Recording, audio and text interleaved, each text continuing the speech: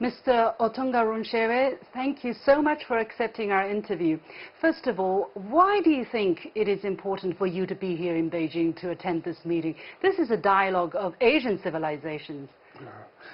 First and foremost, let me thank you very much for inviting me. You're welcome. On behalf of Mr. President of the Federal Republic of Nigeria, His Excellency Muhammadu Buhari, and the entire good people of Nigeria, we send our greetings to this conference because we're extremely, very excited that this conference is coming at this time. And from the speech of the President of China this afternoon, it speaks volume that the whole world need to come and unite and accept and respect each other's level of civilization, vis-a-vis our cultural value, our heritage, and our history. So to me, I feel honored to be here. I thank the people of the Chinese people for inviting me, accommodation, transport, and everything to make sure it becomes a huge success. So to me, being here is an honor. Why do you think African culture, African delegations and representatives are necessary, are indispensable in this process? Well, maybe I didn't tell you that. I'm actually leading the African delegation, and I'm also the chairman of China African Cultural Society. So today, a lot of us from Africa, we've interacted and we've seen the value. We are leaving this place with one common knowledge. We're going back home to replicate what we saw in Beijing today. It becomes very important because in most cases, we don't understand what our roots are. And a people without culture is like a tree without roots. Sure. So we want to come back together as a people, appreciate and connect to what happened today. So I commend the President of China for his outstanding comment, for his inspiration of advising everyone to come together. What specific ideas did you take away from his speech? Any analogy, any phrases, any key sentences that stayed in your mind? Oh, absolutely.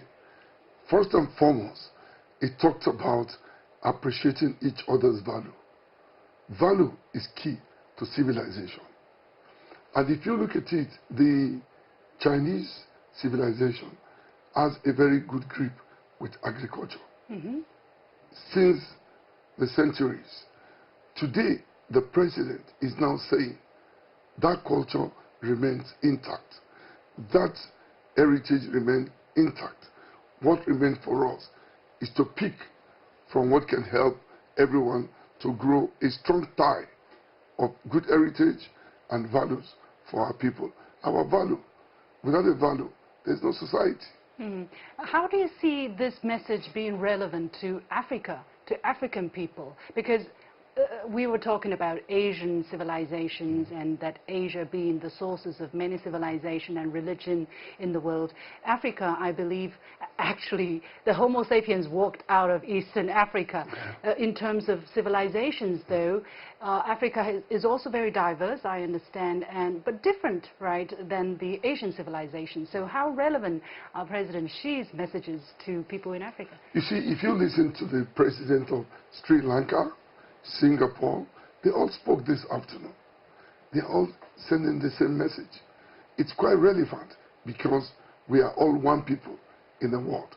Don't forget that China is about 3/4 population of the whole world. 1/5. Yes, 1/5. Yeah, Asian people is almost 2/3. 2/3. Yeah. Exactly. So they have a role to play in terms of developing our cultural content. But civilization becomes very key because without knowing what brings us together, it will be difficult to appreciate what can unite us to be stronger and better. So to me, today, I am happy. I'm at this conference. It's a welcome conference. At this time, there are a lot of terrorism all over the world.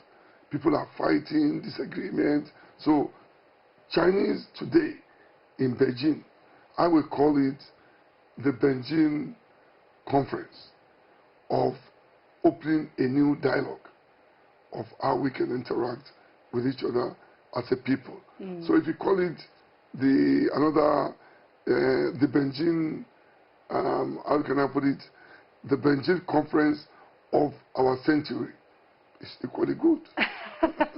And when you say our, it also means African. Absolutely. So what's in common between Asian countries or Asian people and African people? What unites us?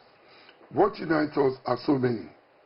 Don't forget that we all believe in our values. For instance, in the Asian population here, Asians, they travel in numbers. We in Africa, we want people to come to us in numbers to appreciate what we have, what we're doing, etc.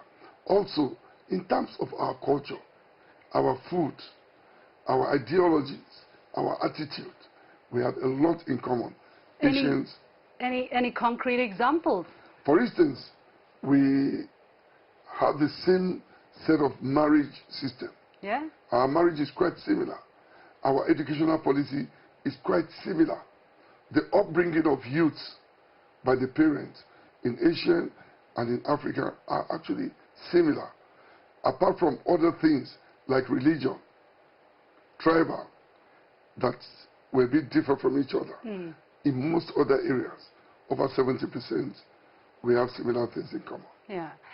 What about the Belt and Road Initiative? Many African countries are actively participating under this initiative, and there is a very strong cooperation between China and Africa under the FOCAC mechanism, meaning China-Africa Cooperation Forum.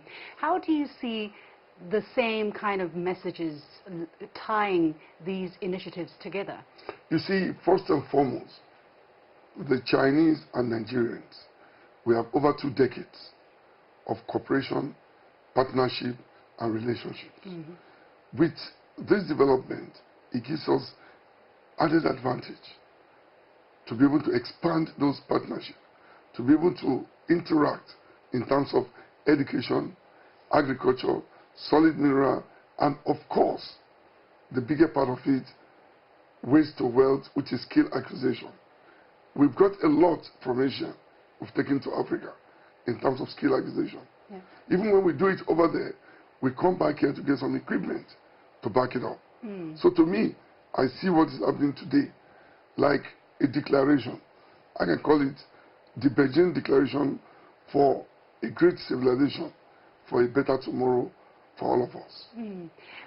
In terms of moving forward, how do you think some Chinese or Asian expertise can be applied to your country or countries of similar circumstances in Africa? Nigeria is the most populous country in Africa. Are you seeing some valuable tips from this part of the world to help your country deal with some of the challenges you are faced with? Absolutely. You see, and I must use this opportunity today to correct some impression.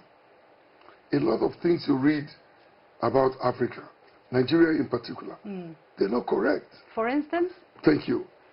You have so many arrests. Most of the people arrested in the Asian, in Europe, in American, etc., they are not Nigerians. It's because we all look alike. Okay. But if you go into details, which right now our government have set up a probe, if anybody is arrested now, we must find out where he or she comes from. Most of them are not Nigerians. But because we are the biggest country in Africa, it's easier to say, I'm from Nigeria. So that's one. Two, we are very ready. We are open, very flexible. Anything good that can help develop our people, reduce poverty, reduce unemployment from Asian, from the Chinese, we are very happy. And I must also thank the Chinese people. They've been very supportive, helping us to develop some sectors as partnership and coexistence. Basically, you're saying the Chinese people or Asian people and African people or Nigerians suffer from the same kind of phenomenon, that we look different, so we are just another group of people. It doesn't matter whether we are Chinese or Vietnamese, you are Asian, or for you, whether you are Nigerian or South African, you are Nigerian or you're an African, but we have our own identity and we need to be recognized for that. Is that what you're saying? Yes. You see, most of the West African countries, they look so much like Nigerians. Very much. You can't even know the difference, except if we see them. For us, we are the big brother of Africa. And I want to tell you today, Nigeria has been involved in peace initiative in over 11 countries in Africa. We're in Namibia, we're in Sierra Leone, we're in so many countries to bring peace. So we are the big brother, but we accept that. But at the end of the day, our image, our integrity is very important. What can be done then? What has to be done then for people to understand the diversity, to understand the commonality, but also differences among each and every country in Africa? Yeah, that's what I told you. Our president have just asked to set up a kind of committee. Anybody that has a bad image for our country, we go deep to find out. Is he really a Nigerian? We've just identified 2 who claim to be Nigerians, but haven't gone deep. They were not Nigerians. What are you going to do after you identify these information? Well, it's a diplomatic issue. We hand them over to their country, to the ambassadors.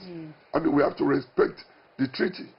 We don't want to do anything but hand them over back to the ambassadors to tell them, look, this must stop. But however, we on our side, we must also do a proper check on who gets our passports. One passport can destroy a nation. So we must be very strict on it. In terms of art and culture, what can be done in order to help people understand us, let's say, in Asia or in Africa? Well, you see, Nigeria has one of the biggest opportunity in terms of arts, craft, and culture. You know, when you talk about the creative industry, you are talking of an individual, what an individual can do. And we have a lot of people in Nigeria who can produce so many things. So what we're trying to do now is to partner with some of the Asian countries like China to be able to get some machineries to help them to start producing a mass. Not only the production, but packaging, which is very key. If you have a good product, it's not well packaged, nobody will look at it. Right. So to me, the time has come.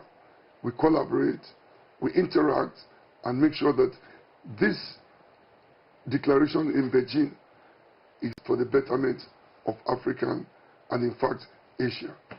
Thank you so much, Mr. Otumba Ronshewe from Nigeria, for the interview. Thank you so very much.